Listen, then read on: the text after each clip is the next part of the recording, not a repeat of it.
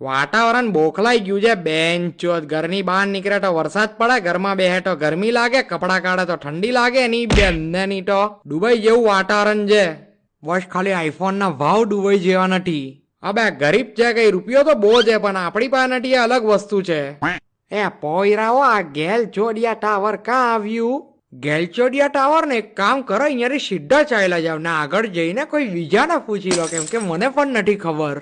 અબે ચોદુ ભગત ની ખબર હોય તો ના પાડ દે ની, હું કેમ વેચાતી બબાલ લઈ છે. મજા આવે, તારા મજાના ચક્કરમાં મોમાં આવી જાય કોઈ દિવસ.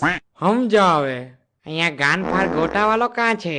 બોલો ગાંડો ચોઈડો પોલીસ સ્ટેશન ની બહાર ઉભો રહીને પૂછે પોલીસ સ્ટેશન કાં આવ્યું? કાં છે પોલીસ સ્ટેશન? અબે લંડ બુદ્ધિ, આ તો ખાલી એક એક્ઝામ્પલ આપ્યું મેં, કેમ કે આપણે જ્યાં ઉભા છે ને હમણાં ત્યાં જ પેલા ગાનફાડ ગોટા મળતા હતા. ગાનફાડ ગોટા અહીં મળશે પણ અહીં કાં મળે છે? અહીં મારી ગાણમાં મળે છે. પ્લેટ લઈને ઉભો રહી જા પાછળ, એટલે ગરમ ગરમ ગાનફાડ ગોટા કાઢીને આપું તને પાછળથી. બેન ચોદ, અમને શું ખબર કાં મળે છે? તો માં ફળાવા અહીંયા ઉભા છો, તે માં ફળાવા અમને પૂછ્યું. જોયું એટલે જ હું ના પાડું. બેન ચોદ અહીંયા ઉભા જ નહીં રહેવાનો, આવતા જતા બધા એડ્રેસ પૂછ્યા કરે. કાં તો પછી હવે 10-10 રૂપિયા લેવા માંડીએ એડ્રેસ પૂછવાના, જે ચા પાણીનો ખર્ચો નીકળો તે હાચો. આપણે તો દર્શન કરવા ઉભા રહીએ છે અહીંયા.